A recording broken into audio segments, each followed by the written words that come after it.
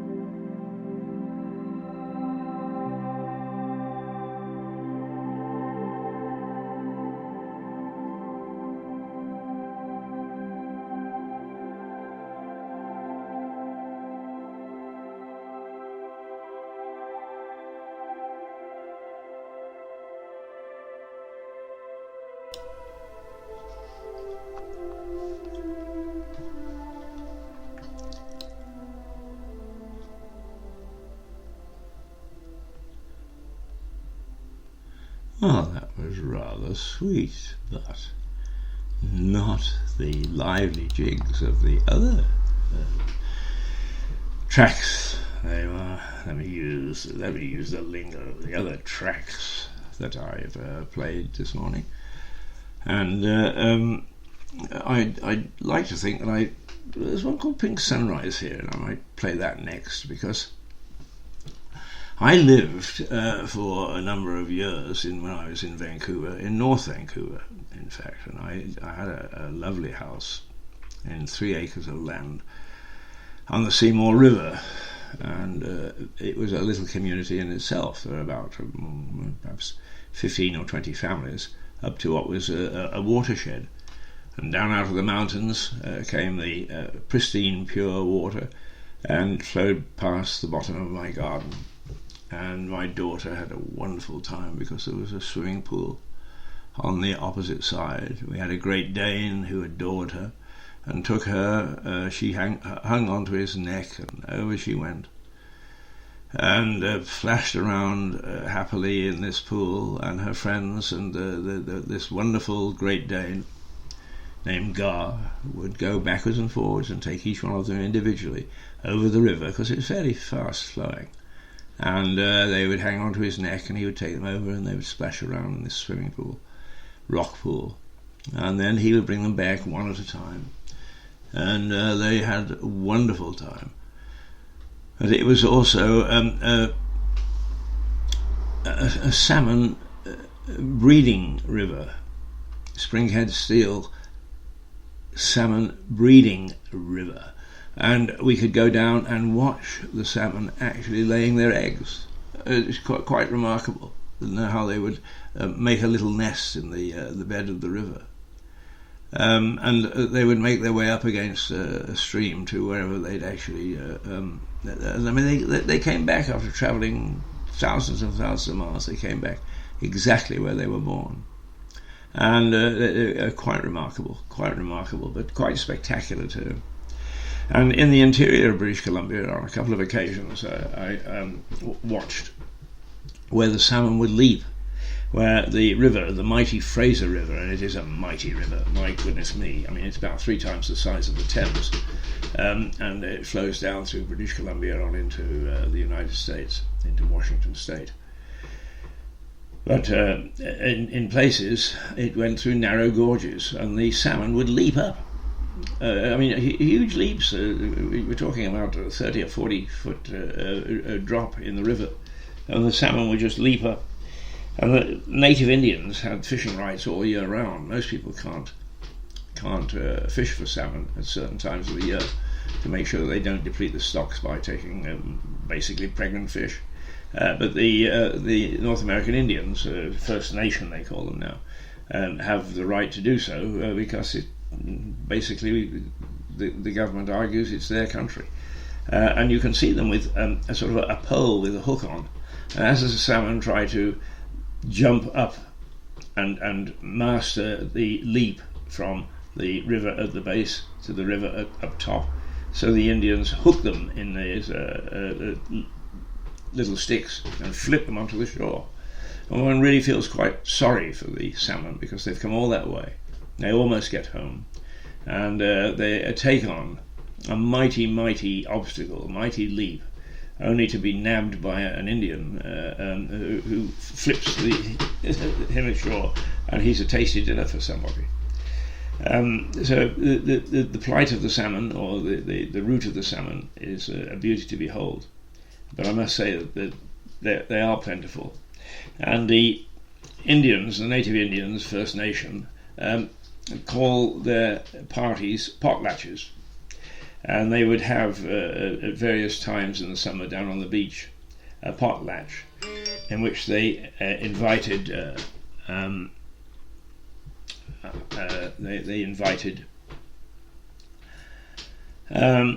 the public to go, and you could buy a nice tasty piece of salmon that's just been either smoked or barbecued by the Indians, and have a very pleasant afternoon.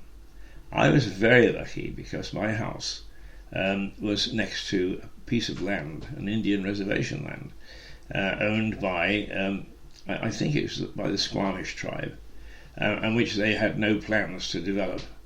So it didn't suffer from any development next to my house. I was really quite isolated, and it was a wonderful place to be. But that's North Vancouver, and partly when I saw pink sunrise, because I had to go to work in Vancouver to the radio station I worked for at 5 o'clock in the morning, and I would cross a bridge called the Second Narrows Bridge, and at that time of the morning I had it more or less to myself, so I could drive at the speed that I wanted to. And I would look across, and when the sun was rising and it cast its rays over Vancouver Harbour, and there was no wind, so the water was totally still, is one of the most beautiful views, most beautiful things that I've ever seen ever in my life. And I can remember saying, how could I ever leave this? Well, I did, but it is one of the great thrills to be able to have gone over the Second Narrows Bridge and look down along Vancouver Harbour to the Lions Gate Bridge, which looks a bit like the Golden Gate Bridge in San Francisco, and see this magnificent sight with the sun just tipping over the horizon and casting its rays on the still waters of Vancouver Harbour, at the start of False Creek. And therein lies another tale, because the mafia of the time, which didn't have Italian names, because they actually, the Buffalo mafia gangs had just franchised it out to a local villain whose name was Robertson, and he had the franchise to handle all the crime, and was persuaded that what he should do is he should take a lodge which had been built at the top of Indian Arm and set up an illegal gambling den there, because those who advised him argued, first of all, they could sit with binoculars, and anybody who tried to approach it from the lock, from the I suppose it's a lock. It's a stretch of water anyway that comes up through the mountains. They could keep an eye on that, and behind them were mountains, and the RCMP weren't likely to attack from the back. How wrong they were. The RCMP, being a very tough police force, trekked for 3 days over the mountains, and that's exactly what they did. They caught the gangsters unawares operating their illegal casino, nabbed them and sent them away.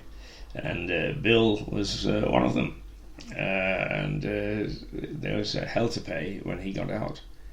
But never underestimate the Royal Canadian Mounted Police. They are tough guys, and they will go to great lengths to make sure they get their man. And of course the slogan was, the Mounties always get their man. Well, they did in this particular instance. They got the mafia, who were busy playing roulette and guards and so on, taking money off unwitting punters in a most beautiful setting. And they walked in through the back door and said, "Oi, you're nicked." So that whole area reminded me, when I see this pink sunrise, which I'm going to play now, of golden days for me.